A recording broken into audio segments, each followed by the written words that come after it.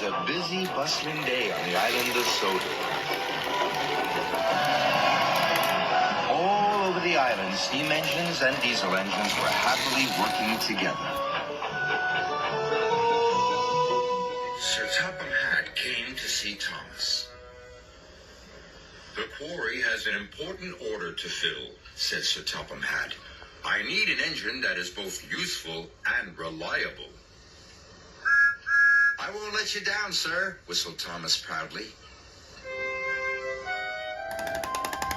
But when Thomas arrived at the quarry, he had a nasty surprise.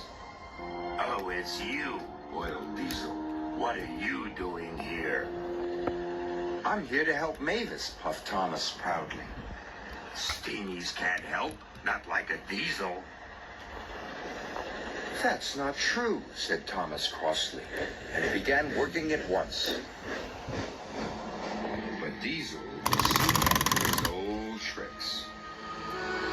First, he shunted Thomas under the hopper. "Cinders and ashes," spluttered Thomas. Then, when Thomas let off steam, Diesel sniffed loudly. "What's that horrible smell?" he cried. "Oh, it's just a stinky old steamy engine." "How rude," exclaimed Thomas. No wonder Sir Topham Hatt is thinking of scrapping steamies. "I don't believe you," huffed Thomas. But he was upset. That night, Thomas stayed at the quarry. But he couldn't sleep. "What if Diesel is right?" Thomas said sadly. "What if Sir Topham Hatt scraps all of us?"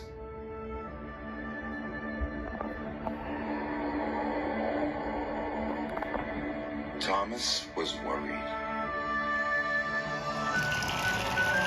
The next day, Salty had arrived. "Ahoy there, me hearties! Fresh diesel from the mainland!" After he had been refueled, Diesel's engine started to rev faster and faster. "Ha ha!" he chuckled. "This new fuel makes my axles tingle." "Coal doesn't make my axles tingle," sighed Thomas. "I wish I could have fresh fuel." Even Mavis was excited by the new fuel. "Oh my," she said. Thomas was feeling left out. Soon Diesel was showing off. "I'm the fastest engine in the world," he boasted. "Look at me go!"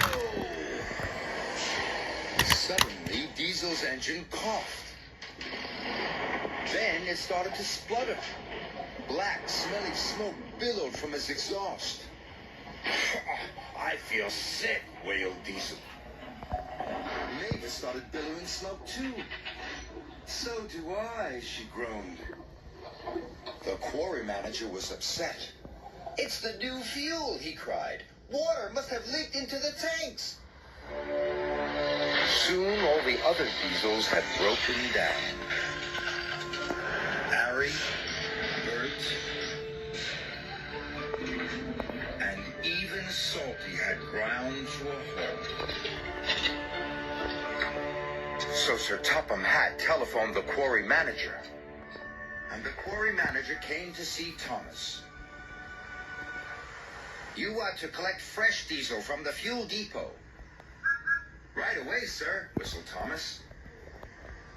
And he steamed out of the quarry as fast as he could.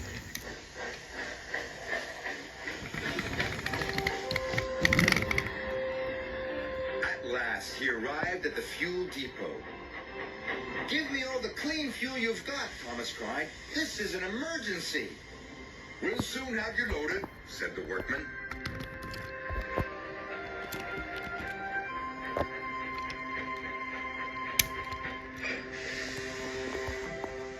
Thomas was soon loaded with trucks carrying fuel drums. The fuel drums were very heavy. Thomas pushed with all his might. His pistons squeaked and his wheels squeaked, but he kept on puffing.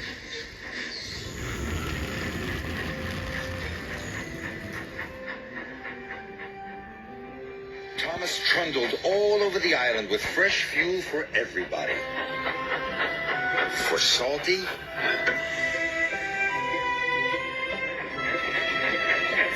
Harry and for Bert. Thomas was feeling very tired, but he still had one more delivery to make. At the quarry, all work had stopped. Diesel was as green as a leaf. Mavis was feeling very glum. Then they heard a wonderful noise. It was Thomas. He steamed into the quarry with one final puff. I made it, he cried. Mavis and Diesel had all the bad fuel drained out of their engines, and all the good clean fuel poured in. Marvelous, sighed Diesel. Thank you, Thomas, purred Mavis. Soon the quarry was clattering with the sound of work.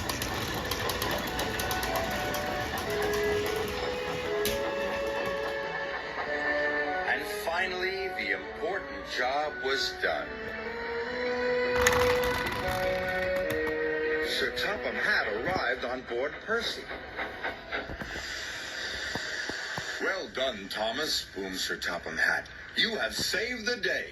You are a really useful engine, and a credit to the railway. Thank you, sir, puffed Thomas proudly. And even Diesel had to admit that Thomas is a very special engine, even if he is a steamy.